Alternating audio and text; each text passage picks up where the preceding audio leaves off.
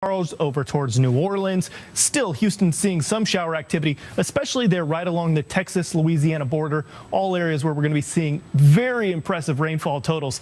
What could those totals be? We'll take a look at some of these numbers. And again, it's right on that Houston border, maybe another 10 inches in Houston, again, additional 10 inches. And we've already seen fairly widespread 30, in some cases up to 40 inches. But we see another 10 inches. And as you drift off a little bit farther to the north and to the east, look at this. Some spots may be getting up to another 25 inches. This is all additional.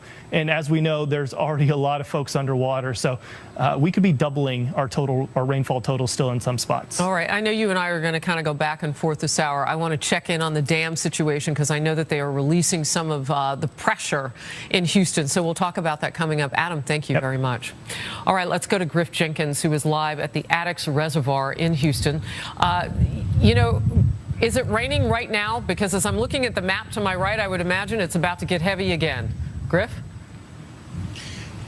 Harris, it is absolutely driving rain right now as we stand here at Addicks Reservoir. And of course, the historic epic amount of rainfall levels that was measured in 500 years now, we're understanding has reached an 800-year level. But what you're looking at, that bubbling water, is 10,000 cubic square feet per second of water flowing out of that reservoir. That is the Addicks Reservoir, one of the two that make up the flood system here in Houston that protects downtown. And just a few moments ago, the Geological Survey folks were out here taking a measurement of how much water is being released because it needs to be exactly correct. Here's why. If they release too little, then the water in these conditions continues to rise. And if it crests for the first time in history, one of these reservoirs or that levee breaks, downtown Houston is gone. It is absolutely going to be even more catastrophic as the dire situations as we've seen.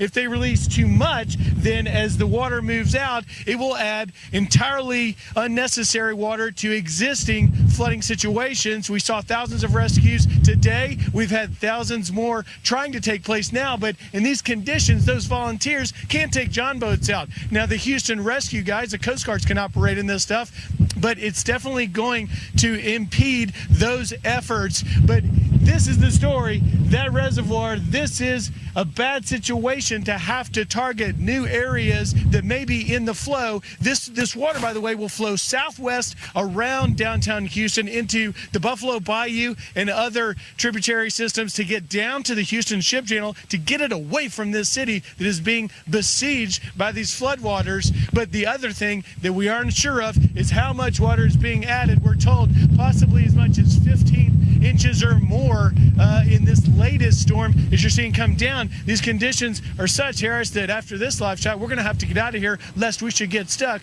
right in front of a levee that could potentially break. No, I completely understand what you're saying, so I don't want it to go on too